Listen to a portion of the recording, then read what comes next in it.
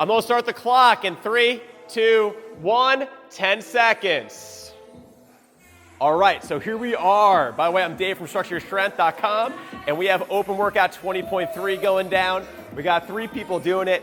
2 of them are hoping to get into the handstand walks. There's 1 of them hoping to get through it. And my other friend, Nick over here, he hasn't done handstand push-ups in a while, so he's just hoping to get to it and survive. All right, so it is a repeat workout from 2018, I believe. 9 minutes, 21, 15, 9 deadlifts and handstand push-ups. RX weight's 225, 155. And then we go up in weight to 315, 205. Check those numbers for me. And 50 feet of handstand walking, I believe. All right, in between sets. Let me just double check that since I just walked in. Yeah, 50 feet of handstand walk, 5-foot increments. This is one of those workouts where you want to make sure you know the rules. From week 1, a lot of people are getting deducted points because they didn't pay attention to the simple rules. So don't have your score not count. Don't have your friends bash it online when you post it just because you didn't pay attention to stuff, okay? So we got the warm-up here. We'll go over that at the end really quick. A lot of this warm-up is going to be based on you because whether or not this is a heavy deadlift or not, whether or not handstand push-ups are strength or weakness, and what you got going on wrist-wise makes a big difference.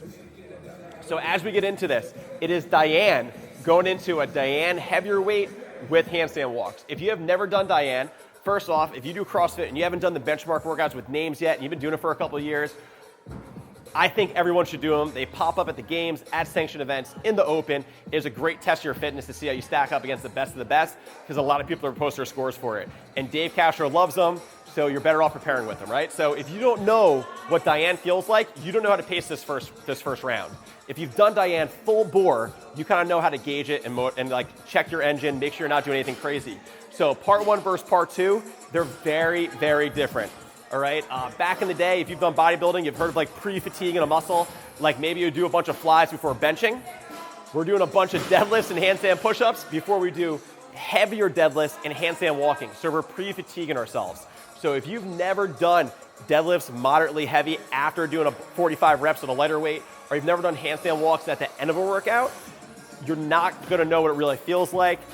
I'm sorry, but hopefully you practice it after this because it definitely changes the game, okay? So part 1 versus part 2. For most of us, we have to modify part 1 or pace part 1 in order to be successful in part 2. If you know your deadlift is not a strength, you can't slam yourself here and then barely even move here. So I'm gonna set myself up for success for part 2 because part 1's great. If you have an engine, if you're a beast, hammer that sucker. People go sub 3 minutes on Diane in this workout too. And then you can get into part 2. If part 1, you already know like, hey, 315 deadlifts heavy for me, my handstand walks kind of suck. If you get yourself all jacked up, that heart rate through the roof, and then you go into part 2, you're probably gonna be in trouble. Now, if you're just looking for bragging rights for the fastest part 1, you get that tie break time, go for it. Just understand you don't pay the price here, okay? Now, head and foot positioning on those handstand push-ups. We're back to the old standard of doing the line based on elbow to middle knuckle, and height up against the wall. So just understand that those heels need to come above that line. And when we do this, if you take a look at my wrist, when I lift up my arm, if my head's straight and then I look up, my wrist drops a couple inches. So head position matters. So if you're always that person that has the tendency to look at the ground when you do a handstand push-up and your coach keeps telling you not to do that, to stay stacked the best you can, it's gonna kind of hurt you in this workout because you're gonna get no reps a lot. And then your foot positioning. Most of us have been taught, especially if you have any gymnast in your gym, to point the toes at the top of a handstand push-up. With this line, you need to point your toes towards your face, so it's actually gonna be towards the ground because you don't gain or lose a couple inches based on that, okay? So make sure you have that head in the right position, make sure you got the foot in the right position. If your judge calls no rep, adjust your feet. See if all of a sudden you don't have to do a whole nother handstand push-up, those heels will come above the line. That saved a lot of people last time. Now, a lot of people looking at this workout are setting a goal, they're very scared, they're nervous. I want you to set a goal and strategize to beat it because you might surprise yourself. This is one of those workouts where the last 2, I set up like actual pacing goals.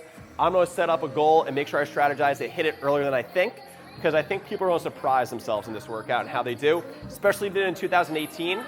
Base it off your fitness now, not your fitness then. It might be better, it might be worse, base it off of that.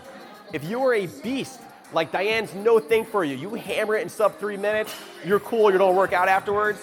Transitions in part 1 really, really matter. You'll see the best people literally deadlift, turn, kick right up, kick down, turn, hit it again, and hammer it.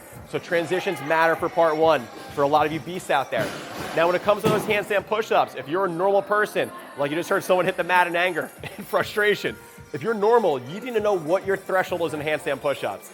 Because if you just do 1 rep too many, you're gonna pay the consequences later on, that round of 15 and in that round of 9. So the 21, don't get goaded into it when you feel good. If you know 15 handstand push-ups in a row is really hard for you, you have no business doing 12 plus reps in that first round. Break up that early round if you need to, depending on your handstand push-up threshold, so that way you can move well later. Again, this is setting up part one to have you be successful in part two. Don't get sucked into the trap of that tie break time if you know you struggle with higher volume handstand push-ups, which by the way, it's 2019, we're doing the 2020 games, 45 handstand push-ups, kipping in a workout is no longer considered a high volume of handstand push-ups. So understand that, maybe you have some new goals for next year.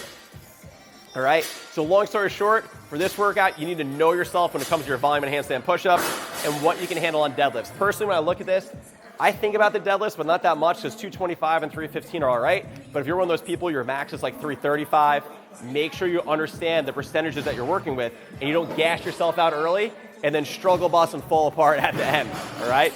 Strategize to be successful in part two if you believe you can do it, all right? Now, when it comes to a warm-up, I'm actually gonna warm up quite a bit for this one, all right? So the first thing we're gonna do is just hop on a bike, and we're gonna do 3 minutes on the bike. Sorry, hearing Nick deadlifting behind me. 3 minutes on a bike, just get your general body temperature up, or a rower. Rower may be better just to get ready for that hip flexion, that drive for the deadlift, and then we're gonna get into it. The first thing we're gonna do is just a basic walkout. So, feet and arrows you can handle. I still got stuff in my pockets. I'm gonna put my hands down, walk it out, hips to the ground, walk it back up. I'm gonna just do 5 of them. After I've done 5, I'm gonna grab a seat on the ground. I'm gonna go nice and easy with this next one. I'm gonna point my toes towards my face, flex my quad, nice and gentle. I'm just gonna do some hamstring flossing, get ready for my body to go into that hip flexion, make sure my posterior chain's ready to handle that, and make sure I'm not in a bad position, because you're already fighting weight. We don't wanna fight our body too. Next, I'm just gonna bend my knees, nice 20-second dead bug. That is it. So chill here, or excuse me, not dead bug, bent knee hollow hold, just to get my core going. And then, because I'm not going upside down right now with everything in my pockets, we have 1 wall walk. Get as close as you can to the wall and hold and pause at the top for a little bit. And then we're gonna do 5 deadlifts. We got someone on handstand walking already. Nice, Krishna. All right. Then we have 5 deadlifts. We have 3 rounds of that. We're gonna increase weight every time. We should get into that like 225 to 275 range. And then I'd definitely warm up your deadlifts heavier for that 315 just to feel it. Now for me personally, if you take a look at my wrists, once I've done that warm up, I'm gonna really spend time warming up my wrists, whatever I need to do on the ground, hitting all those different end ranges of motion to open that up and have it feel better. If you're someone who's really tight overhead, spend some extra time there, but then I'm gonna actually prep the movements. Do some handstand push-ups and deadlifts back and forth just to feel it out. See how it feels to go from one to another, because everyone forgets how taxing deadlifts are. We usually do deadlifts with something like burpees or running, something fast, or just deadlifts on your own. They really fry you. And handstand push-ups and handstand walking, they fry your nervous system rather.